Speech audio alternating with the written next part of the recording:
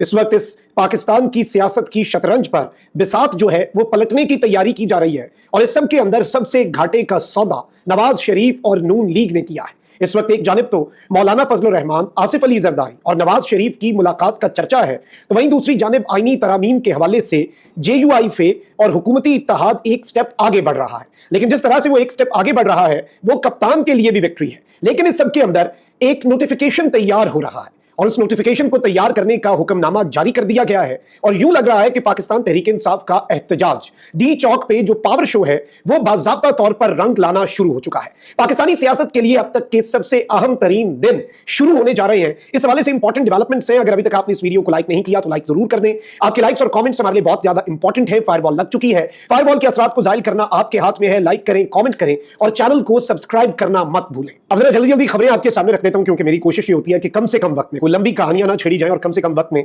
उस वक्त तक का जो सियासी मंजरनामा है वो आपके सामने रखा जाए जिस वक्त मैं आपसे मुखातिब हूं।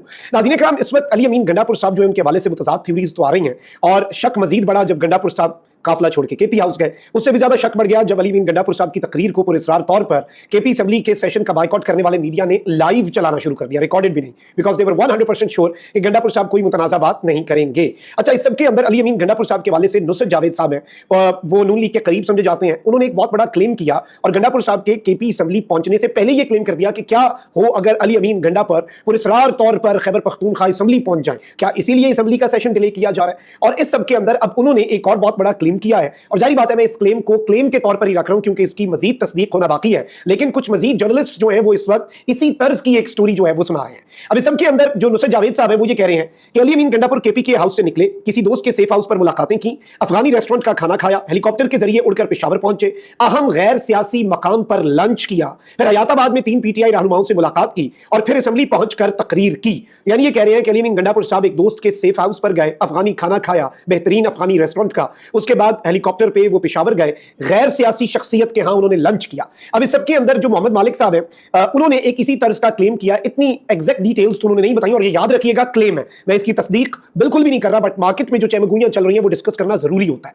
अब मोहम्मद मालिक साहब कह रहे हैं कि अली अमीन गंडापुर की एक मुलाकात इस्लामाबाद और दूसरी पेशावर में असेंबली जाने से पहले हुई, चीजें तो कुछ हो रही हैं, यानी बैक एंड पे कुछ ना कुछ हो रहा है। अब इसमें वो थ्योरी जो है वो पीछे रह गई है कि अली अमीन गंडापुर साहब और बैरिस्टर गौर साहब जो हैं उन्हें अडियाला जेल ले जाया गया और गंडापुर साहब जो कुछ कर रहे हैं उसमें खान साहब की उन्हें तायद हासिल है। वैसे मैं ये समझता हूं अगर एस्टैब्लिशमेंट और खान साहब दोनों की गंडापुर साहब को तायद हासिल होती तो इमरान खान साहब से 18 अक्टूबर तक मुलाकातों पर कम से कम पाबंदी आयद ना की जाती। ये तो एक बेसिक सी रिक्वायरमेंट थी ना। खान साहब आज गुफ्तगू में ये कह देते कि जी गंडापुर के साथ में खड़ा हूं, अपना वजन गंडापुर के पलड़े में डालते, एक PTI का बंदा गंडापुर के खिलाफ बात ना करता। और अली अमीन गंडापुर साहब को जिस तरह से रेस्क्यू करने के लिए उनके ऊपर केस और फिर KP हाउस सील, फिर गंडापुर के खिलाफ स्टेटमेंट्स, ये सब कुछ करने की भी जरूरत ना पड़ती। अब एक तरफ तो ये मामला है तो वहीं दूसरी जानिब कुछ मुलाकातें हुई हैं शहर इक़्तिदार में। अब जो नवाज शरीफ साहब, मौलाना फजल रहमान साहब, ये बेसिकली फलस्तीन के लिए कॉन्फ्रेंस जो है उसके हवाले से ऑल पार्टीज कॉन्फ्रेंस बुलाई गई थी। अब इसमें जो इंपॉर्टेंट चीज है वो ये है कि आसिफ अली जरदारी और नवाज शरीफ जो है, नवाज शरीफ के पास कोई ओहदा नहीं, वो एक MNA है, एक कैंसर सर्वाइवर उमर रसीदा खातून जो कि जेल में थी उसकी चोरी शुदा सीट के ऊपर MNA बने हुए हैं। तो ये दोनों मेन सीट्स के ऊपर बैठे थे, जरदारी साहब और नवाज शरीफ साहब। इस तरफ शहबाज शरीफ और इसहाक डार और दूसरी तरफ मौलाना फजल रहमान और बिलावल भुट्टो। तो हेड चेयर जो है उनके ऊपर नवाज शरीफ और आसिफ अली जरदारी थे। तो नवाज शरीफ साहब और आसिफ अली जरदारी की मुलाकात, लेकिन इसमें सेनेटर कामरान मुर्तजा जो है, देखिए मौलाना फजल रहमान साहब ने कभी डायरेक्टली ये बात नहीं की कि मैं इन आईनी तरामीम को वोट नहीं दूंगा। उनका ये जो खौफनाक तरीन आईनी तरामीम है, हम इनके मुखालिफ हैं। अब इस सब में मैं आपको ये भी बता दूं कि मौलाना फजल रहमान साहब ने कहा है कि इतनी जल्दी क्या है, तो इंतजार करें, 25-26 अक्टूबर गुजरने दें, उसके बाद तरामीम कर लेंगे, हम आपके साथ होंगे। लेकिन जो JUI को नया मुसविदा मिला है उस मुसविदे में बड़ी इंपॉर्टेंट चीज आपको बताने जा रहा हूं और ये मैं पहले भी बता चुका हूं। JUI को जो मुसविदा मिला है, पीपल्स पार्टी ने जो नया दिया है, उसमें ना मिलिट्री कोर्ट्स वाली तरमीम है, उसमें ना बुनियादी इंसानी हुकूक वाली तरमीम है। अब इस सब में मौलाना फजल रहमान साहब ये कह रहे हैं कि हम बिल्कुल कॉन्स्टिट्यूशनल कोर्ट की बात तो करेंगे, लेकिन हम उसकी मदद आपको तब फराहम करेंगे जब आप काजी फाइज ईसा साहब को मुकम्मल तौर पर माइनस करेंगे। अब काजी फाइज ईसा साहब के साथ बहुत बड़ा हाथ हुआ है क्योंकि मुक़्तदरा जो है वो भी काजी फाइज ईसा साहब को एक बोझ ही समझ रही है और इसीलिए काजी फाइज ईसा साहब ने मार्केट के अंदर मुख्तलिफ सहाफियों के जरिए यह खबर चलवाना शुरू कर दी कि मैं एक्सटेंशन भी नहीं लूंगा और मैं कोई नई अदालत अगर बनी जो कि फेडरल कॉन्स्टिट्यूशनल कोर्ट एक मुसविदे में है आईनी तरामीम के मुजव्विजा, तो उसमें उन्होंने ये काजी फाइज ईसा साहब ने कहा कि मैं तो उसकी सरबराही भी नहीं लूंगा। ये अब अनऑफिशियल है, यानी हल्की सी उम्मीद शायद काजी साहब को कहीं और भी है। अब इस सबके अंदर नाज़रीन इकराम जो बैरिस्टर उमैर नियाजी हैं उन्होंने एक बड़ी आम तरीन बात की है। ये पाकिस्तान तहरीक इंसाफ के बड़े इंपॉर्टेंट लीडर है, इमरान खान साहब के बहुत करीब है।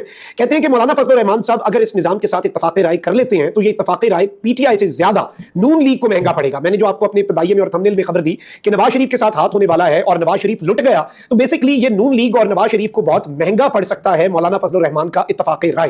देयर इज अ रीजन के पीपल्स पार्टी को फ्रंट फुट पे किया गया है मुक़्तदरा की तरफ से। इस सब के अंदर बैरिस्टर उमैर नियाज़ी ने यह क्लेम किया और इस हवाले से कुछ और चीजें आ रही हैं सामने कि अगर इत्तफाक़े राय हो जाता है तो बिलावल भुट्टो जरदारी शहबाज शरीफ को रिप्लेस कर देंगे, यानी कि बिलावल भुट्टो वजीर आजम पाकिस्तान बन जाएंगे। और जारी बात है आसिफ अली जरदारी जब ये देख रहे होंगे कि बेटा वजीर आजम बन गया, चीफ एग्जीक्यूटिव बन गया, तो ये सेरेमोनियल पोस्ट रखने का कोई फायदा नहीं है, वैसे भी वो बीमार रहते हैं, तो एट अ टाइम एक ही पोजीशन रखनी होती है। डायरेक्टली गवर्नमेंट आ जाएगी नून लीग से पीपल्स पार्टी को और सदारत वाला जो सेरेमोनियल ओहदा है वो आसिफ अली जरदारी साहब गिव अप करके मोहतरम जनाब मौलाना फजलुर रहमान को सदर मुमलिकत बना देंगे। ये कहना है बैरिस्टर उमैर नियाज़ी का, जो कि पीटीआई के रहनुमा है, उन्होंने मेन स्ट्रीम मीडिया पर आकर ये बात की है। इस हवाले से मैं आपको ये बता दूं कि अगर तो ये आईनी तरमीम की जाती हैं तो एक तो इन आईनी तरमीम का डंग निकल चुका है, यानी इन आईनी तरमीम के अंदर जो इमरान खान साहब को लंबे अरसे तक मिलिट्री कोर्ट्स और दीगर चीजें और पीटीआई के लोग जो मिलिट्री कोर्ट्स की तहवील में हैं उनके हवाले से बहुत इंपॉर्टेंट, वेरी इंपॉर्टेंट कि अगर वो चीज माइनस हो जाती है तो पीटीआई की एक बहुत बड़ी फतह होगी। फिर इसके साथ ही साथ इस वक्त नाज़रीन इकराम कुछ जर्नलिस्ट हैं उन्होंने लगातार ये क्लेम किया कि जस्टिस मंसूर अली शाह साहब जो है उनका नोटिफिकेशन बतौर चीफ जस्टिस सुप्रीम कोर्ट जारी हो सकता है।